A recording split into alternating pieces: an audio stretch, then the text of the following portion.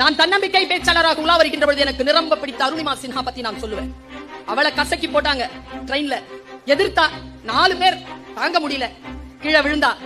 1:30 மணிக்கு volleyball player, அவ கால் உடைஞ்சி, கை உடைஞ்சி, முதுகு உடைஞ்சி தண்டவாளத்திலே கிடக்குறான். காலையில 1:30 மணிக்கு விழுந்தவ, சாயந்தரம் 5:30 மணிக்கு அவளுக்கு வந்து உதவி வருது.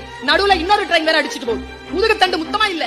அவளை கொண்டு போய் ஹாஸ்பிடல்ல சேர்க்கும் போது ஹாஸ்பிடல் பரேலி ஹாஸ்பிடல்ல சொல்றாங்க அனிஸ்தீசியா இல்ல, ஒரு கால் ஏற்கனவே போயிடுச்சு, இன்னொரு கால ஆபரேஷன் பண்ணலன்னா அந்த காலம் போயிடும், அனிஸ்தீசியா இல்ல. அந்த பாப்பா சொல்லிச்சு, அப்போ 22 வயசு அவளுக்கு. அவ சொன்னாலாம், காலையில இருந்து கிடக்குறேன், நாய் பக்கத்துல வரத மயக்கத்துல கல்லடி பட்டு பண்ணி உட்கார்ந்துட்டு இருந்தேன், எல்லாம் எடுத்து அடிச்சு அடிச்சு ரொம்ப வலிச்சுது எனக்கு, அதை விடவா வலிச்சிட போது, ஆபரேஷன் பண்ணுங்கன்ட்டா.